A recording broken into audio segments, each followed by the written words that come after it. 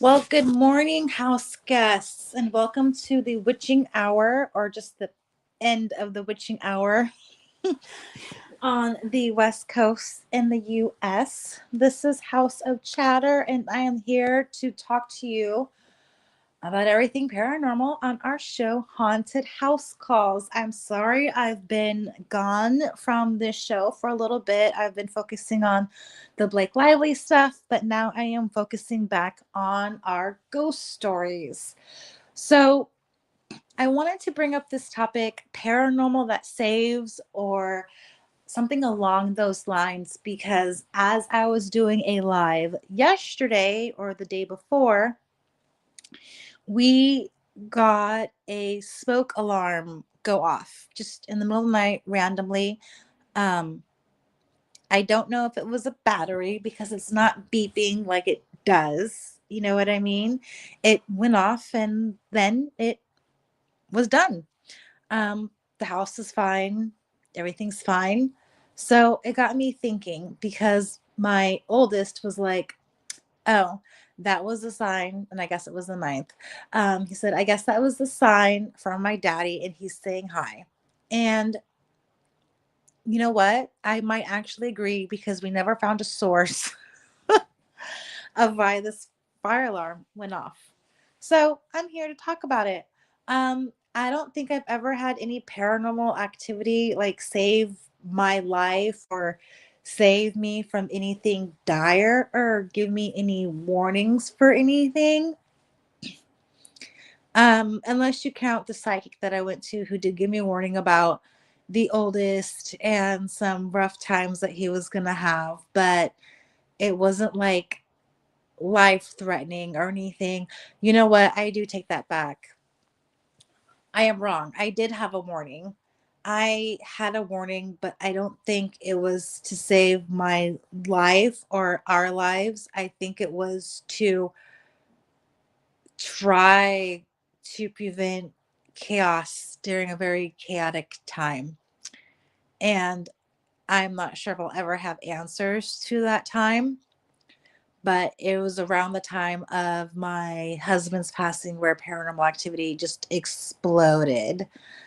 Um, oh, and I guess there was this one time when I was driving in my car and all the lights turned on in my car, and I was on the freeway and I could not stop, and I got super scared, and I prayed to my abuelita, and then all of a sudden all the lights turned off and everything was cool. Um, don't tell my dad that because I haven't told him that story, and I'm sure that he'd be very worried if I told him I was driving and all that happened. So I wanted to look at premonitions or warnings or anything like that, and I found an online article about um, seven warnings or warnings from the other side that you want to maybe pay attention to. This website is called spiritualwayfarer.com, warning signs from the dead. Okay. Um, so this can be warning signs from the dead can come in various forms. It can come in sensory experiences like seeing something, feeling something, hearing something, smelling something, like lavender. I don't know why it's always lavender. It's always lavender, tobacco smoke, or rotten eggs. That seems like it's like the top three or the top sensory smelly things that you could smell when there's a haunting. I feel like it's always one of those three. It's not like it's ever bacon, you know, like a ghost cooking bacon in the morning or something. I don't know. It would be interesting if that smell did pop up. So, oh, and there's also environmental changes. And I have experienced the environmental changes. It wasn't a warning, it was just the ghost walking through the house, basically in front of me and scaring the daylights out of me. Terrifying. Okay. So, some physical environmental changes that you could experience during a and I'm going to maybe put this in a broader context. This is just a paranormal haunting, it sounds like, but environmental changes, environmental shifts, um, represent the most documented category of warning communications, especially electrical disturbances such as flickering lights and malfunctioning appliances or unexplained power outage frequently preceded dangerous situations or important decisions. Temperature fluctuations create sudden cold spots. Well, the drop in temperature I have felt when that ghost came, and I could see my breath. And mind you, this house I was in was like in 70 degrees in the summer. So that's certainly a thing. Dream communications, I can certainly attest to that. My oldest, he goes and visits his daddy in his sleep, or he used to, in what they call, oh God, something dreaming. Astro dreaming? Is it astro dreaming? Something like that. And I'm totally blanking. It is projection dreaming. It is the process where in the dream he can go to different places. And that's what he has told me, that he can go to different places. And there's a place that he meets his dad, and it's a bar, and it's how he wanted to spend his adult life with his daddy, I think. Like, let's meet up at the bar and talk like men. I think that is what's going on as a mom looking from the outside and not knowing this, knowing anything about be an expert on paranormal activity, except I've lived it my whole entire life. Sensory experiences we've already talked about, like sense or light pressure, things like that. Symbolic messages, and this is just brought up before. Repetitive appearances of meaningful objects, numbers, or animals serve as warning indicators. And I can certainly attest to that. Timing patterns, warning communications occur most frequently during anniversary dates, birth dates, or moments preceding major life events. I'll agree with that one. And now it's getting really cold in my house, and I have the heat on, and now I'm getting scared. Woosah! Everything is good. Okay. So I'm just going to go through this article again. It looks like we went through everything: dreams, electrical, physical, cold, things like that. So let's get through. Ooh, this is what I really want to. Science through animal and nature. This is what I really wanted to see. Pet behavior. Pets demonstrate heightened sensitivity to spiritual presences through distinct behavioral shifts. Dogs may bark at empty spaces or refuse to enter certain rooms where deceased family members once spent time. I had a pit bull at one time at this very creepy house that I did not feel safe in. And he refused to go into this one room. Like, I had to pick up or drag this 60-pound pit bull to the bedroom with me because I wanted him to sleep with me because I was too afraid to sleep by myself. And this dog would not go. It was insane. Cats often stare intensely at seemingly vacant areas or display increased comfort-seeking behavior during emotional distress. I haven't seen a cat have any paranormal activities. And then bird and wildlife encounters. And this is what I've heard a lot about birds, that they carry a profound spiritual significance. But I've also heard that they can be easily like manipulated, like their electrical controls in their brain, and sometimes they can make them do wonky things like crash into buildings or windows or people. I don't have any evidence of that. That's just a rumor that I heard growing up. White birds appearing at unexpected moments often coincide with important life decisions or warnings about upcoming changes. Cardinals and robins frequently visit windows or outdoor spaces during periods when we're contemplating major life changes. Butterflies, my favorite thing. Encounters provide comfort and guidance through their symbolic presence. These delicate creatures appear in unusual contexts, such as indoor during winter months or in urban environments where they typically don't thrive. Their appearance often signals reassurance from deceased loved ones during times of uncertainty. That is really comforting about butterflies. Um, okay. And then environmental warning indicators, which is weird because I haven't heard about the environmental unless it's like the temperature in the room.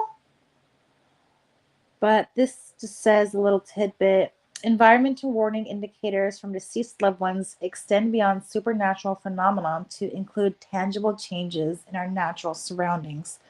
So I guess that means, when I was being visited by that one ghostie and they made the room ice cold that where I could see my breath, I guess that's what they're talking about as far as environmental changes. I was thinking like, oh, the ghosties brought rain and thunder and lightning. Hello to my one house guest this morning. How are you doing? And then again, this goes over scents and fragrances. Oh, and then we do have moving objects and sounds, which I have experienced. I just don't think it was a warning. Okay, let's get into these stories. So, like I said, I don't think I've had any warnings about paranormal activity saving my life or saving me from a crime or solving a crime. But these people do. This is from Ranker. I love Ranker. They are just all paranormal all over.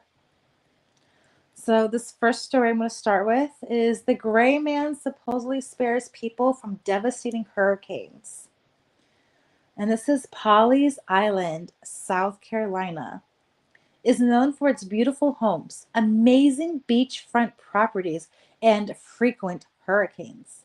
Those who live there are aware of another island mainstay, the Gray Man, a figure dressed in old-fashioned pirate clothes. Legend states he appears before the onset of a hurricane, and those who see him will survive with their house intact. Creepy. In 1889, Jim and Clara Moore, longtime residents of Polly's Island, say the Gray Man saved their lives. During a stroll along the beach, the Moores claim they saw no one else on the beach except for one man who was walking toward them. Jim remembers, when I got within speaking distance, I raised my hand to say hi, or beautiful evening, or whatever, and he disappeared. After Hurricane Hugo hit in 1989, most homes in Moore's neighborhood ended up destroyed, except for theirs. They believe it was because the Gray Man had come to see them on that fateful day. Another witness to the Gray Man says he saw the figure while fishing a few miles north of Polly's. While out in the near early evening, the witness alleges he saw someone waving to him on the shore. Drawing closer, the fisherman realized the man dressed in the garb of an old pirate held up his hand as if to say, "Stop." The figure disappeared from the shore, and the fisherman decided to take it as a sign. Later that night, a strong storm hit the area, and the fisherman credits the Gray Man for saving him from it. All right, here is the ghost that saved somebody. You ready? A woman says her friend's dead sister saved her. In 2007, a young woman staying with a friend experienced her first paranormal activity. The friend she stayed with had a shrine dedicated to his late sister, to whom he performed a sort of daily ritual in her honor. A shot of tequila and turning on the stereo to play a song she loved. Aww. The woman says her friend assured her that as long as she stayed under his roof, his sister would protect her. One day while home alone, the woman alleged that her abusive former partner broke into the house and tried to attack her. He threatened her with a knife, but the shrine suddenly came to life. It shook violently, and candles were blown out. A crucifix flung itself at her attacker, and the stereo on the memorial turned on by itself. He fled. She purportedly never heard from him again. Now, I will say that I have had a cross not fall off my wall, but fly off of my wall. Now, I think I had a hand in this because at the time I was really upset. And I had hoped that something would happen to get my husband's attention so that he could get up and go to his cardiology appointment because I had felt that he needed to be seen because he was having symptoms and I was very worried about him. And he didn't want to get up. He didn't want to go. He wanted to cancel, which is his right. And it was early in the morning, of course, because nobody wants to get up early in the morning and drive. But I turned my back on him and I just remember thinking, "Ugh, can someone just help me get him to a doctor?" That's what I thought. And the cross that I had on my wall, it wasn't even a crucifix. It was just this iron cross. And it didn't fall. It made its way towards the bed and it fell in a pile of shoes. And the nail, I never found. Never found, never stepped on it. Dogs, kids, never stepped on it. It just disappeared and decided to, you know, wake my husband up and he got up and he went to his cardiology appointment. I don't know if he was freaked out or if he took that as it's time to go and get out of the house. But either way, he made it. And his heart was fine at that moment. Here is another story. And this is a good one. A man's late wife supposedly helped him avoid a dangerous trap. In the early 1900s, a New Jersey farmer by the name of Charles Henry Durand barely escaped with his life thanks to the warnings he supposedly got from his late wife. According to his story, as he rode home in a buggy, the horse pulling it suddenly stopped. Within moments, a ghostly woman in white appeared, which Durand recognized as his late wife. Both he and his horse remained frozen in fear as she whispered to him, "There is danger at home. Stay away until morning." As frightened as his horse, Durand was forced to spend hours unhitching the animal from the buggy. I'm sorry, it's buggy. I say boogie. So he could get home. By the time he arrived, it was already daylight. And Durand noticed a number of things amiss in his home. A window was open and muddy footprints covered the floor. Well, that's not obvious. Durand also noticed a string stretched across his bedroom doorway. He set it off using an umbrella. It triggered a gun attached to the string, creating a booby trap to shoot anyone who entered the door. Without the warning from his wife, Durand would have been struck by the trap. Do you remember when I said animals can have that warning? This is the newspaper article from that era. Horse trembles and refuses to proceed home. finds on returning that enemy had been lying await. I'm going to see if I can read the rest of this. New York. That a whispered warning in the dark by the ghost of his dead wife saved him from death by assassination is the belief of Charles Henry Durand, a farmer living in the hills of Caldwell, New Jersey. His strange story is being used as a clue by the authorities. Sorry, clue was spelled Clew. Durand says that late the other night he was driving home from Patterson. His horse stopped in the road and began to tremble. In vain he urged the animal to proceed. It would not budge.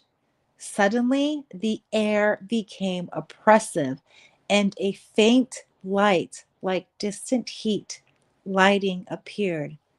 Then gradually, amid the dim flashes, a white figure, and then the rest of the article stops. So that's it for this video. Let me know what you think about these paranormal, maybe warnings. And if you have any stories of your own, I would love to hear them. Email me at angelholdings84@gmail.com. Thanks, house guests. We'll see you next time.